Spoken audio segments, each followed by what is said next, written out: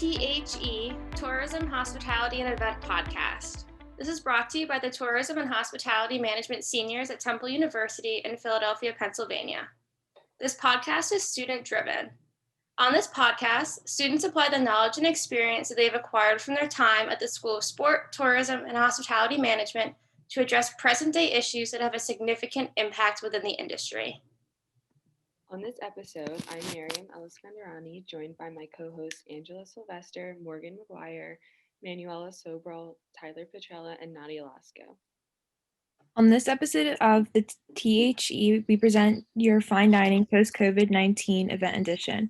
Today we'll be discussing the effects of COVID-19 has had on the personal and private chef side of fine dining. We are so excited to have a very special guest with us on today's episode, Mr. Rivers Corbett. Mr. Corbett studied at Mount Allison University and is said to be a serial entrepreneur with a business interest in virtual culinary experiences and coaching chef entrepreneurs. He is the founder of Cheftorial, a premier online chef talent agency that holds live chef virtual experiences, and also founded Headspace for Entrepreneurs, which is a community of self-starters from all around the world helping each other build their brands. So welcome, Mr. Corbett. Yeah, lovely. Thank you so much for everybody to have me here. Thank you so much for joining us today, Mr. Corbett. Yes, the sir. National Restaurant Association has stated that the restaurant industry, more than any other industry in the nation, has suffered the most significant sales and job losses since the COVID-19 outbreak began. More than 8 million restaurants employees were laid off or furloughed, and the restaurant lost $215 billion in sales between March and October. However, personal chefs are seeing sales booming as the pandemic is demonstrating the restaurant industry. More people are choosing to eat at home rather than in restaurants during this time. Many are seeing the personal chef and in-home dining experience as a great alternative to dining in person at restaurants, at least for the time being. Not to mention that the experience of eating out is not what it used to be, but a personal chef in your home is a new experience and one you can get to know personally. The second wave of COVID-19 has been affecting countries around the world. However, in Canada's British Columbia, there has been a great need for private chefs for events that would most commonly be held at restaurants or other venue spaces. I recently had an article regarding this large boom, which highlighted the chef Jefferson Alvarez, who said that private dining has become a means for survival for professional chefs. After starting his private dining experience, he realized that it turned out to be more fun than working in a restaurant for a few reasons. He said that the clients are much more relaxed and adventurous than they would be in the restaurant setting. When it comes to eating, the costs are more controlled, and there's less worrying about turning tables in a restaurant. Although it is very different compared to a restaurant, professionalism is a key aspect of being successful in this segment. Because you are in someone else's space, you're most likely the main attraction of the event, and all eyes are on you. For Chef Alvarez, he does not see himself doing this type of work for the rest of his career, but for the state of the industry in this pandemic, he is managing to stay pretty busy compared to other restaurant chefs. I thought it was really interesting and also gives a lot of hopes for other professionals who are struggling in the pandemic.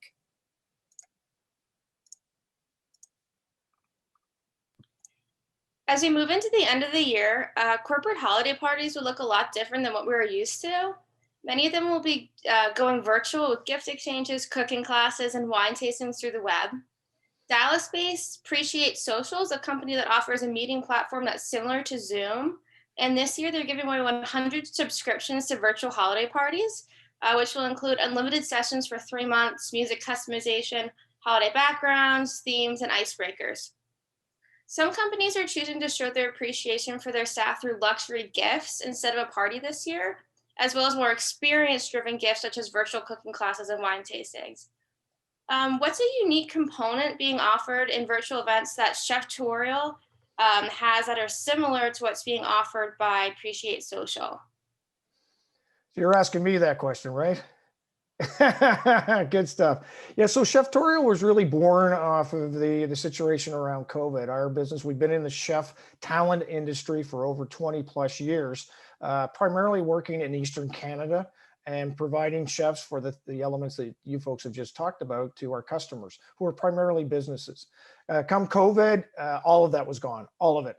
And so we took a look at obviously the overnight acceptance of Zoom as a technology to communicate, to bring families, friends, staff, and so on together, and also the amazing amount of chefs that are now, as you talked about, displaced from restaurants, but are really looking for creative ways to create more additional ways to make income for themselves, but also have that sense of freedom that they might not have before and make some more money.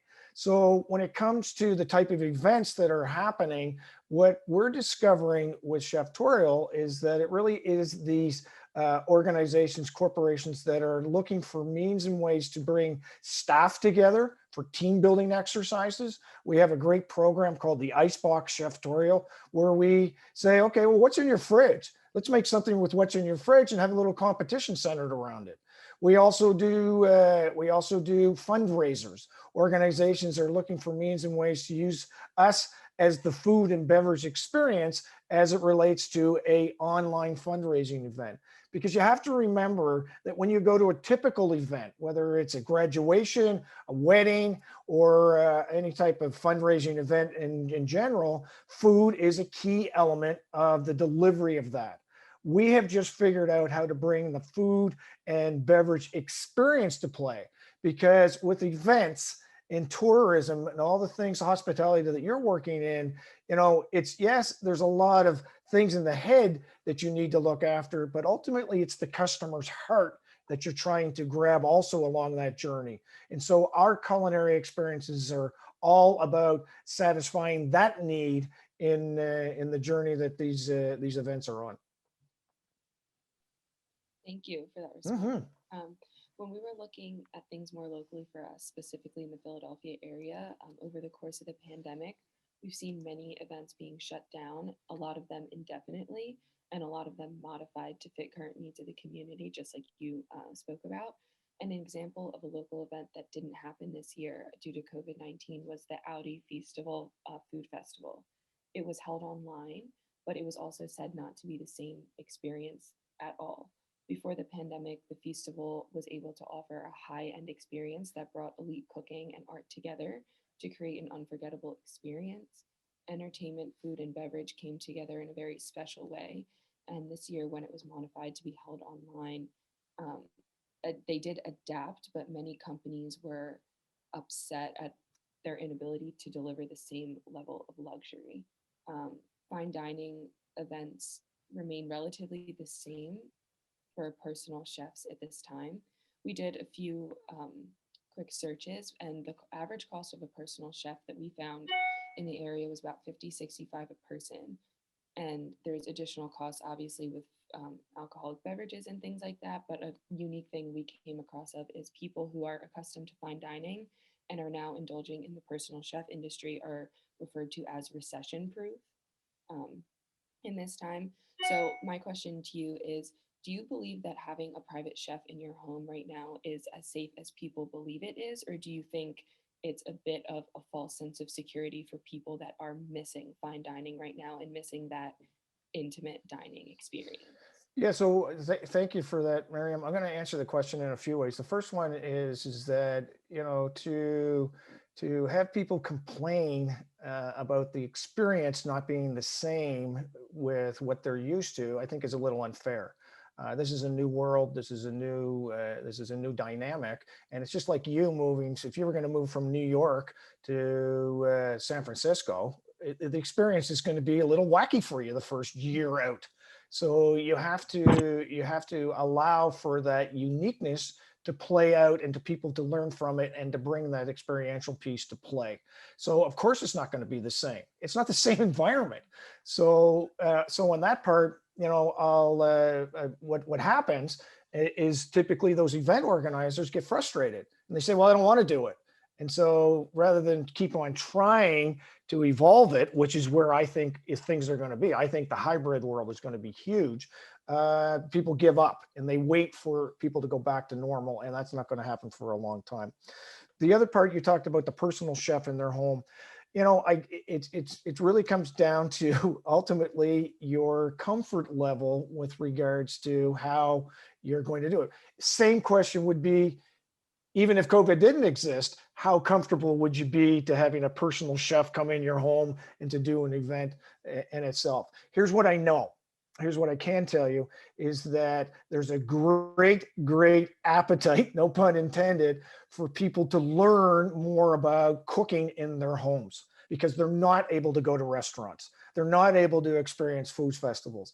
And so the demand is there. Is it there for everybody? No, there's 7 of us on this conversation. I bet there's a couple that would not want a chef to come into their home to do that. And that's okay. That's business. But what I can tell you for our business is there's a ton of people that are loving working with a chef virtually and learning these cool, new, wonderful experiences. And one of the great joys of our business model is at the end, people go, look what I made. You know, like you're a 3-year-old kid at a kindergarten. Look what I made. Look what I made. Look what I made.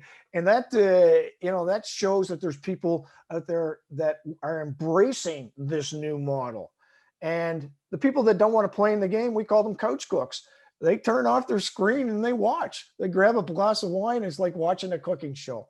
So, and those that don't want to play, that's okay. But the media, in my opinion, will focus in on the negative piece of this story rather than this whole new Disney World experience that is evolving and the great successes that business like ours are having because of that. And I think that's shameful.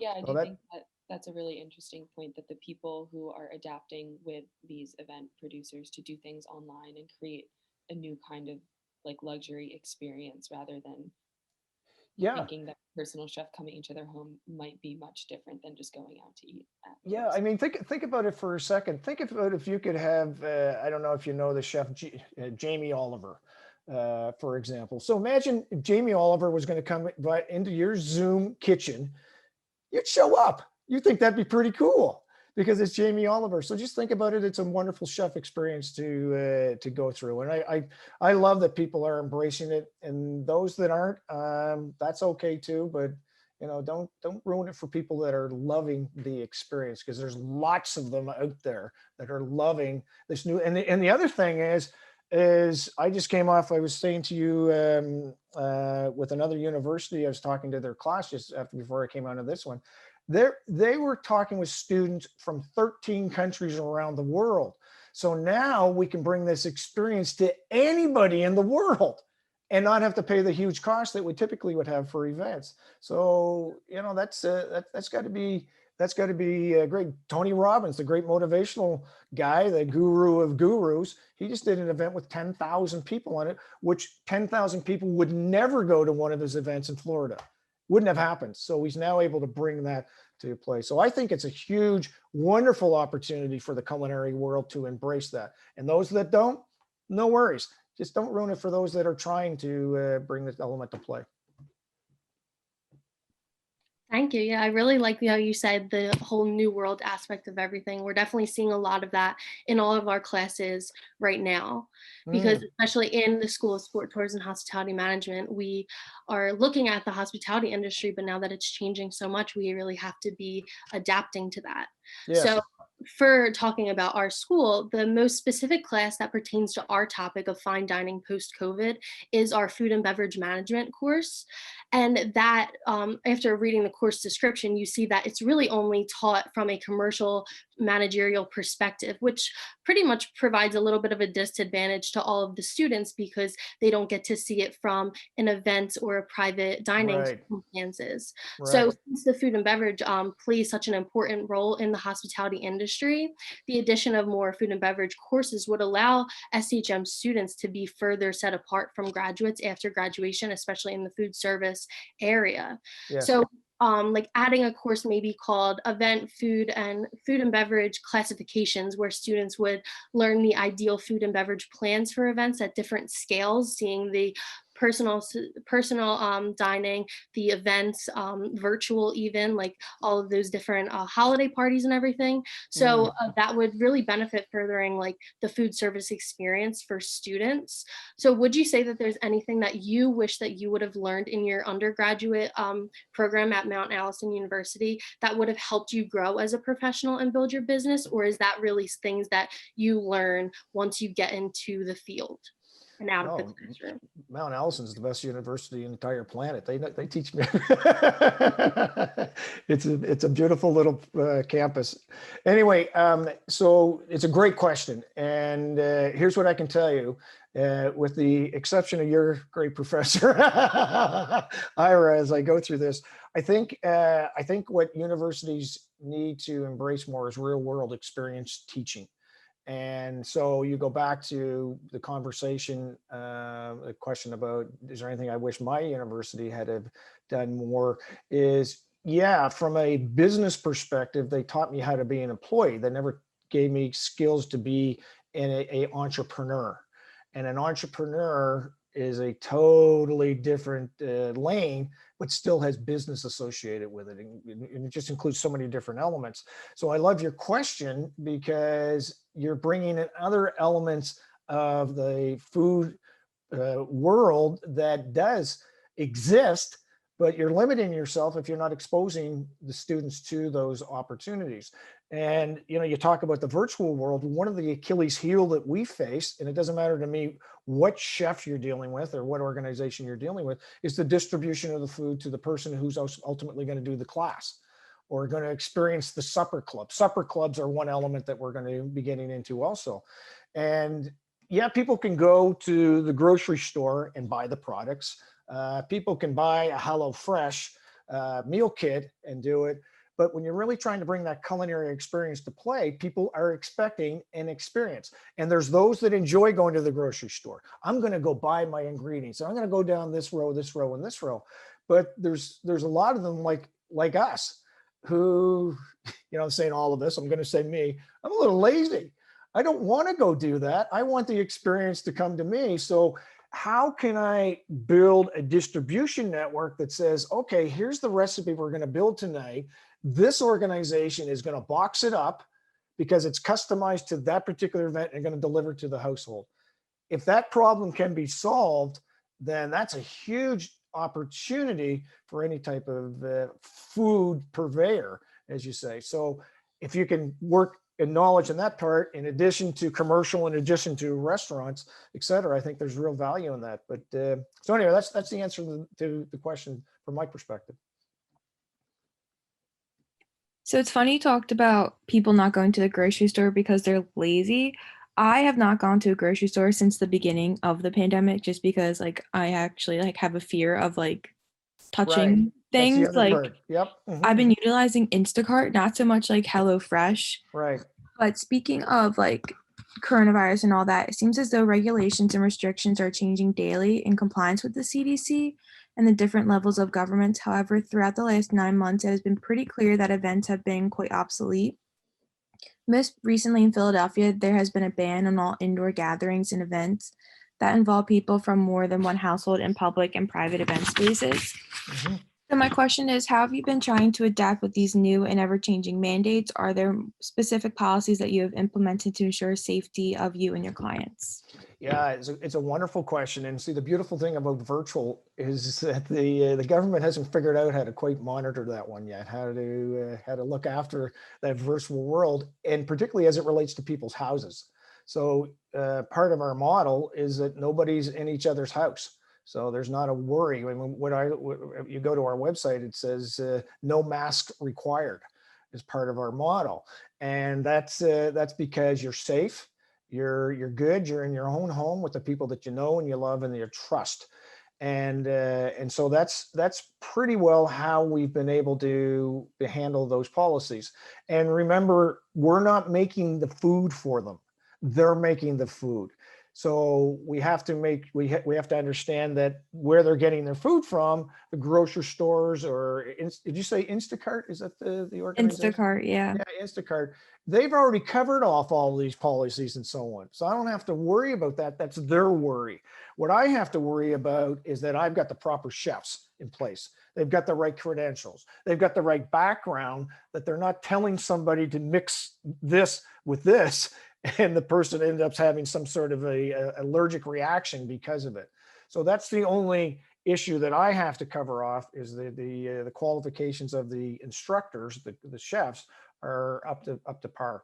And I don't have to worry. Like I could do an event with a group out of Brazil using a chef from Toronto. It doesn't matter that way. This is the beauty of this model. You can go anywhere in the world and go through customs without them asking you a question, because the people are already there that you're dealing with. It's a beautiful opportunity. And I'm going to segue a bit. It blows me away how many event organizers aren't embracing the exploration of virtual events as part of their strategy. I'm not saying getting rid of what they do, but this is what a beautiful time it is to experiment with this avenue, because you have so much more opportunity to grow what it is you're doing by doing two models, one in person and one hybrid. But I mean, I belong to the International Festivals and Events Association, and I go to a lot of their meetings, and I'm shocked at the amount of event organizers, primarily that are with cities and towns and so on, that are just waiting for COVID to go away so they can get back to quote unquote normal. Well, it's going to be a long time before you see 80,000 people in a stadium in one of your cities watching a football game or a concert or whatever. So anyway, just a little on the pedestal thing piece of that, but thanks. Great question, Morgan. So it's funny you mentioned Brazil. That's actually where I am right now. Yeah.